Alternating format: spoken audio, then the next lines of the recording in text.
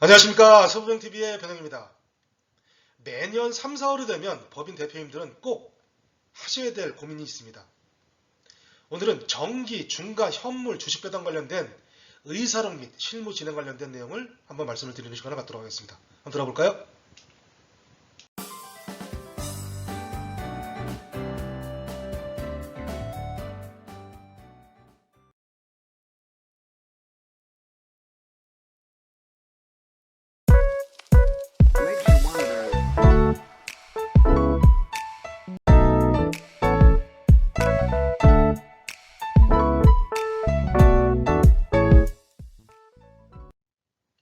제가 늘 말씀드리는 부분이 있습니다. 법인에서는 매년 잉여금에 대한 최종 관리를 갖다 해야 된다는 말씀을 반복적으로 말씀을 드리는데, 그거의 일환으로 3월 이후 대표의 고민 1순위는 뭐뭐뭐뭐이다.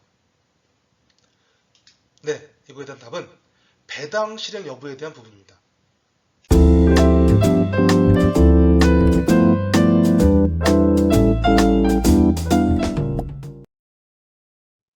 네, 그렇다면 오늘 강의의 주제입니다. 끝까지 보시면 분명히 도움될 거라고 확신됩니다.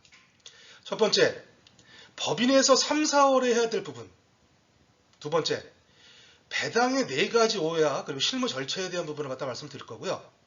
마지막으로 배당 중에서 정기, 중간, 현물, 그리고 주식 배당 관련된 의사록 작성 및 실무 관련된 내용을 마지막으로 하고 마치도록 하겠습니다. 매년, 매월, 그리고 법인에서 해야 될 부분이 있습니다. 특히 3, 4월에 법인에서 해야 될 부분이 여러 가지가 있겠지만 이렇게 좀 정리하면 어떨까요? 12월 결산법인은 어떤 결산법인 주주총회를 갖다 3월에 좀 해야 되고요. 3월에 법인세 신고 이후에 법인세 납부까지 완료가 돼야 됩니다. 4월 같은 경우는 일용직 근로자 지급 명세서에 대한 부분을 갖다 완료를 갖다 해야 되고, 그리고 법인 대표님들은 많이 해보셨을 겁니다. 경정 청구 관련된 부분은 직전 5년간의 그 세금 과호 관합한 부분에 대해서 신청을 경정 청구라는 제도를 통해서 환급을 갖다 받게 되는데, 법인세가 3월에 완납이 되고 나서 4월부터 2021년 즉 작년에 대한 경정 청구 세금 환급을 또한 4월부터 신청할 수가 있습니다. 그럼 마지막으로 오늘의 주제 4월에 해야 될 부분은 주주총회를 3월에 실시를 갖다 하고 4월에 어떤 배당 결의에 대한 진행 및 의사록 작성 이후에 실무에 대한 진행을 갖다 하게 되는 게 4월입니다. 그렇다면 배당의 유형이 어떻게 될까요? 익히 대표님도 알고 계시겠지만 배당의 유형은 이렇습니다. 첫 번째, 차등 배당, 다른 얘기를 하면 초과 배당이라고 하죠. 근데 실질적으로 2021년 이후에 그 이전의 어떤 혜택보다도 많이 축소가 된 것 또한 사실이기도 합니다. 두 번째, 정기 배당이 있고요.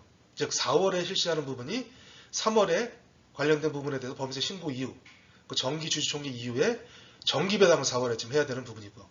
그리고 그 이후에 중간 배당, 그리고 정기 배당과 중간 배당에 할 수 있는 부분이 현금, 그리고 현물, 주식 배당이 있습니다. 즉 중간 배당에서는 현금과 그리고 현물만 가능하고 주식 배당이 불가능하다는 점 말씀을 드립니다. 그렇다면 배당의 4가지 오해가 있는데, 첫 번째, 이 대표님들을 갖다 많이 만나게 되면 이런 말씀을 갖다 많이 하십니다. 지금조차도 배당을 갖다가 안 하시는 대표님들 정말 많습니다. 나이가 있을수록 그리고 업력이 오래될수록 그런 대표님들이 많은데 배당은 대기업만 하는 것이다, 이렇게 생각하시는 부분이 많습니다. 그렇지 않고요. 두 번째, 배당을 받으면 세무서에서 관리 리스트에 오른다, 이런 근거 없는 얘기를 갖다 듣고 잉여금이 많이 쌓임에도 불구하고 배당을 갖다 안 하는 대표님 또한 계십니다. 세 번째, 배당을 하고 싶은데 실무 관련된 절차를 갖다 모른다, 그냥 많이 쌓아두면 좋겠지라고 막연하게 배당을 갖다 안 하시는 대표님이 계시고요. 마지막 4번째, 종합소득세 및 이 부분과 합산돼서 세금 부담이 크다는 오해를 갖다 하고 계십니다. 이 또한 제가 오늘 이 부분이 그렇지 않다는 부분을 갖다 말씀을 드릴 겁니다.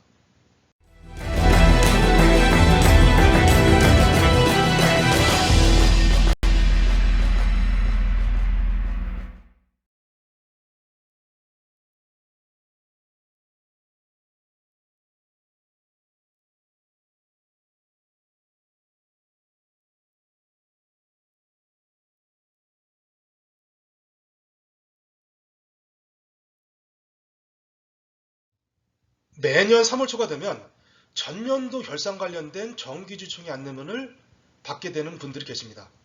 어떤 분일까요? 주식을 갖고 계신 주주들이겠죠. 이 정기주총의 안내문에 보면은 이런 내용이 들어가 있습니다. 이건 제가 3월 초에 받았던 그런 주총 안내문인데요. 일시와 그리고 주총에 대한 장소, 그리고 보고사항에 대한 부분, 감사보고, 영업보고, 그리고 회계 관련 운영 실태보고 관련된 부분.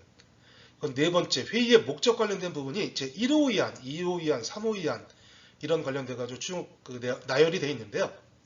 즉, 재무상태표에 대한 손익계산서 및 어떤 이익이익여금 처분 개선서 등에 대한 재무제표 승인의건, 여기 관련된 부분에서 기말 배당 관련된 내용 들어가 있고요. 이사 선임의건, 그 맨 밑에 보시면 제 3호 이안, 이사 보수한도 승인의건 관련된 내용이 들어가 있습니다. 이런 정기주주총에 대한 어떤 의사록이나 안내문은 대기업만 할까요? 그렇지 않습니다. 지금 대표님들의 비상장 회사 관련된 부분도 이러한 의사록 관련된 부분을 갖다가 만들어놔서 비시를 갖다 해놔야 됩니다. 배당 또한 마찬가지입니다. 그렇다면 배당 진행의 6단계 이 관련된 부분을 한번 빨리 말씀을 드리고 넘어가도록 하겠습니다. 배당을 실시하려면 1차적으로 대표님들은 세무대리인을 통해서 올해 배당 가능 이익을 갖다가 문의를 갖다 해야 됩니다. 그럼 두 번째는 배당 결의에 대한 부분을 갖다가 실무 진행을 해야 되는데 이사회가 있으면 이사회 결의, 없으면 대표이사가 배당 결의 조사 작성을 해서 주주총회 관련된 부분을 결의를 갖다 해야 됩니다. 세 번째, 주총 그리고 또 이사회가 소집이 된다고 했을 때 이 관련된 통지서에 대한 발송을 주총일 2주 전부터 해야 됩니다. 하지만 이 관련된 부분을 기관단속 동의서라는 어떤 제도를 갖다 통해서 주주 전원의 동의에 의해서 이 부분을 소집 통지에 대한 생략이 가능하기도 합니다. 네 번째, 임시 주총 그리고 이사회 관련된 부분은 일반적으로 균등 배당을 갖다가 원칙으로 하지만 사항에 따라서 차등 그리고 불균등 이 관련된 내용에 대한 부분을 진행을 했을 때에는 그 관련된 서류를 갖다 준비를 갖다 해야 됩니다. 다섯 번째, 배당금 지급을 갖다가 결의일로부터 1개월 이내에 지급이 돼야 됩니다. 이 내용 이외에 특별한 주총에 대해서 기간에 대해서 정함이 있으면 그 부분을 갖다 따르는 부분이 있고요. 마지막으로 배당을 갖다 실시하고 나서 이 주총 의사록이랑 배당 관련된 서류를 세무대리인에게 주셔야 됩니다. 그래서 재무상태표에 반영을 해야지 이 관련된 부분이 완결이 되는 겁니다. 배당 관련된 실무 진행을 갖다가 생각하는 대표님들 보면은 되게 어려워하시는 대표님들이 계십니다. 근데 실무에선 그렇지 않습니다. 기장세무사가 이 관련된 부분을 갖다가 서비스를 해주든 아니면 저 같은 경우는 제 회원사 고객들한테 제가 직접 이 정기 관련된 그리고 중간 관련된 그리고 주식 그리고 현물 관련된 배당에 대한 의사록을 제가 직접 서비스를 갖다 해드립니다. 그렇다면 이 정기 배당 의사록 샘플 관련된 내용을 한번 보여드리고 넘어가도록 하겠습니다. 한번 볼까요? 정기 주주총회 의사록 관련된 부분은 일시와 장소 그리고 의결권 출석사항 관련된 부분이 되어 있고요. 그리고 다음 사항에 보면 제 1호 이안, 즉 올해 주주총회 의사록 갖다 만든다고 했을 땐 2021년이겠죠. 2022년 올해에 2021년 그 회사의 몇 기 결산 보고서 승인의건 관련된 부분, 그리고 의장은 별첨에 이 대체대표표 손익계산서 이익이익여금 처분 계산서를 갖다 제출하고 이 관련된 내용이 쭉 있고요. 그리고 2호 이안 관련된 부분에 있어서 정기배당 관련된 현물 배당권 같은 경우는 당기 미처분 이익여금 얼마 중에서 현금 배당 관련된 부분을 얼마를 갖다가 하고 가부에 대한 부분을 갖다 물어서 전원 이의 없음에 그에 찬성하여 승인 가결한다에 대한 부분과 일주당 현금 배당금 그리고 배당금 총액 관련된 부분을 의사록에 기재를 갖다가 하면 됩니다. 네, 그렇다면 중간 배당은 어떻게 할까요? 참고로 중간 배당은 현재 법인 대표님들의 정관이 법인 설립 당시에 원시 정관을 갖다가 보유하고 계신다면 정관 개정을 갖다 하셔야 됩니다. 즉 중간 배당과 현물 배당 관련된 부분이 정관성에 명시가 돼 있고 공증까지 되어 있다면 아주 금상첨화입니다. 그렇다면 중간 배당 의사록 관련된 샘플은 이렇습니다. 여기에 임시 주주총회 의사록, 일시 장소 관련된 부분과 의결권과 출석사항에 대한 어떤 가결 정족수에 대한 비율 관련된 부분에 맞게 이 관련된 내용을 갖다 명시를 갖다 하고요. 여기에는 앞전 장에 보여드렸던 정기배당이랑 틀리게 제1호의안은 중간배당액권에 관련된 부분이 첫 번째로 명시가 되어 있습니다. 의장은 당사 정관 몇 조 몇 항 규정에 따라서 전기 및 처분 이익여금 얼마 중에서 예를 들어서 여기 같은 1억을 갖다 배당을 한다고 했을 때는 1억을 현금 배당함을 설명을 하고 이 관련된 내용이 명시가 돼 있어야 되고, 중간 배당 기준 조정 확정일이 2022년 4월 어떤 특정일이 되겠죠. 그리고 한 주당 현금 배당 금액은 보통 주 10,000원, 그리고 주당 배당할 금전 총액은 1억에 관련된 부분이 중간 배당 시의 의사록에 포함이 되어 있어야 됩니다.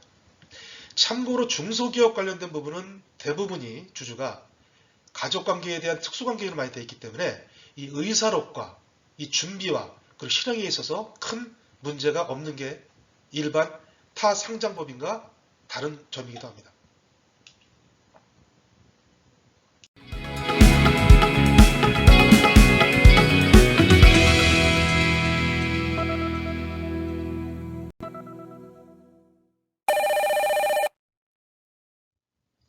배당은 원칙적으로 1년에 한 번이 가능하다고 말씀드렸습니다.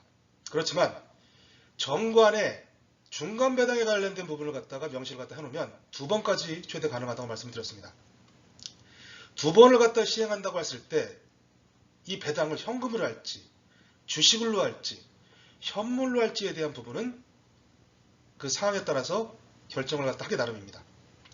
마지막으로 현물로 법인에서 배당 또한 가능합니다. 즉 법인 명의의 동산, 부동산, 더 쉽게 얘기해서 법인 명의의 자동차, 부동산, 보험, 증권, 기타 등등의 현물로 되어 있을 때 이 부분을 평가를 갖다 해서 배당도 주주들한테 가능하다는 얘기입니다. 현물 배당을 갖다 한다고 했을 때는 참고로 현물 배당을 정기 배당이나 아니면 중간에 중간 배당으로 할 수 있다고 말씀드렸습니다. 그렇다면 이랬을 때 주주총회 의사록은 내용은 같습니다. 일시장소에 관련된 부분이 좀 있고요. 여기에서 1호의안 이 관련된 부분은 배당 기준 현재 중간 배당액권 관련된 부분을 현물 배당을 갖다 한다고 가정을 했을 때는 일반 정기 배당과 그리고 다른 부분이랑 틀리게 배당 종류에 대한 부분을 갖다가 명시를 갖다 했을 때 현물 배당을 갖다가 한다고 했을 때는 이 배당권에 대해서 이게 얼마 정도가 가능한지에 대한 부분을 먼저 책정을 갖다 해야 됩니다. 현물 배당 총액 금액이 1억이라고 한다면 이 현물 자산에 대한 시가에 대한 평가를 갖다 해야 됩니다. 시가 평가에 대한 부분은 감정평가서가 같이 첨부가 되면 상당히 좋겠죠. 그래서 현물 자산에 대한 시가 평가 세부 내역이 같이 첨부가 돼야 되고요. 이 현물 배당을 법인에서 많이 가입하고 계시는 보험 상품으로 배당을 갖다 한다고 했을 때는 첫 번째 따져봐야 될 부분이 이 배당일 기준에 납입보험료 플러스 이자 상당액과 그리고 해약환급금 이 둘 중에서 많은 금액으로 이 부분에 대한 기준가를 갖다가 평가할 수 있습니다. 즉 1억을 갖다가 배당을 한다고 했을 때 제일 중요하다는 건 이 배당하고자 하는 현물 자산에 대한 시가평가 세부 내역이 반드시 들어가야 된다는 점, 이 현물 배당에 있어서 제일 중요하다는 점 다시 한번 말씀을 드립니다. 네, 마지막 장입니다. 제가 처음 시작할 때 이 배당소득 관련된 문제에 있어서 4가지 오해 중에서 마지막 배당을 하게 되면 종합소득세 합산이 돼서 소득세에 대한 부분을 갖다가 더 많이 내서 더 손해인 부분에 대한 내용을 갖다 말씀을 드린 적이 있습니다. 그도 그럴 것이 배당을 갖다가 하게 되는 재원은 당해년도 법인세를 갖다 과세를 갖다 하고 거기에서 배당을 추가적으로 한다고 했을 때는 법인세에서 세금을 내고 배당을 갖고 가는 주주들의 배당 소득세를 갖다가 추가로 더 내니 이중과세에 대한 부분이 될 수도 있지 않냐. 그리고 이로 인해서 세금을 갖다 많이 납부하지 않냐.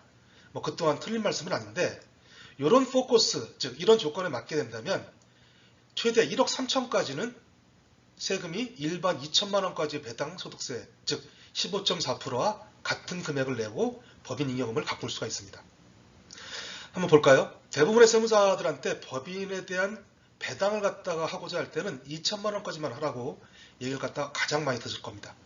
그 이유는 실효세율 자체가 15.4%밖에 안 다니까 2천만 원까지만 하라고 하는데, 실질적으로 법인에 있어서 주주가 미성년 자녀일 경우 같은 경우는 소득이 당연히 없겠죠. 즉 전제 조건은 배당 소득만 있는 주주일 경우 같은 경우는 최대 1억 3천만 원까지는 15.4%라는 세금만을 내고 회사의 잉여금을 갖다가 배당 소득세를 내고 갖고 올 수가 있습니다. 물론 이 부분이 넘어가고 20%나 25.8%나 29.9%가 됐을 때는 1억 8천, 3억, 4억 8천 경우 같은 경우는 많이 가져갈수록 배당 소득세에 대한 부분을 갖다 많이 내는데, 최대 1억 3천까지는 15.4%만 갖고 올 수 있는 조건은 배당 소득만 있는 주주인 경우, 즉 일반 법인에 있어서 이 과점주주 같은 경우, 즉 미성년 자녀가 배당 소득만 있고 다른 소득이 없다고 가정을 했을 때는 이 부분이 가능하다는 얘기입니다. 배당 소득세는 법인세에서 납부를 하고 배당 소득을 갖다 내는 이중과세 문제로 세법에서는 이 관련된 부분을 그로스업이라고 해서 배려를 갖다 해주는 제도가 있습니다. 즉 배당 금액에서 법인 단계에서 낸 어떤 세금을 더한 후에, 그리고 이를 배당소득세 산출세액에서 공제를 갖다가 하는 방식으로 주주 배당 시에 이중과세 불이익을 갖다 보존해 주는 부분인데, 이 부분을 배당세액 공제라고 합니다. 이로 인해서 배당 관련된 부분에서 타소득이 없다고 가정을 했을 때 최대 1억 3천만 원까지는 15.4%를 갖다가 내고 회사에 대한 잉여금을 갖고 올 수 있는데, 여기에 추가적으로 이 배당소득세에 대한 부분이 1억 3천까지는 없지만 이 관련된 이 건강보험료는 또한 많이 납부하는 것 또한 사실이기도 합니다. 그런 부분을 갖다 잘 비교해서 이 배당 관련된 부분을 갖다 실시하면 좋을 것 같고요. 올 7월 1일 이후부터는 일반 급여 소득자가 배당을 갖다가 주주로 인한 배당을 갖다 한다고 했을 때는 현재는 3,400만 원 기준으로 넘어가지 않으면 건강보험료에 대한 추가 납부가 없는데, 올 7월 1일 이후부터는 2천만 원에 대한 부분이 줄어들기도 합니다. 이 관련된 내용을 갖다 잘 인지하셔서 주주 관련된 배당 금액을 갖다 얼마나 할지, 어떻게 할지에 대한 부분, 그리고 배당을 갖다 하고자 하는데 현재 100%인 대표의 어떤 주주 비중을 갖다가 나눴을 때에 대한 세금 비중과 실효세율에 대한 부분을 갖다가 잘 정리를 갖다 해서 실시를 하게 된다면 잉여금을 갖다가 출구 전략을 갖다 세울 때 가장 효율적인 그런 접점이 분명히 있을 거라고 생각이 듭니다. 네, 오늘은 3, 4월에 준비해야 될 배당 관련된 내용에 대해서 말씀을 드렸습니다. 다음에 더 좋은 내용으로 찾아뵙도록 하겠습니다. 감사합니다.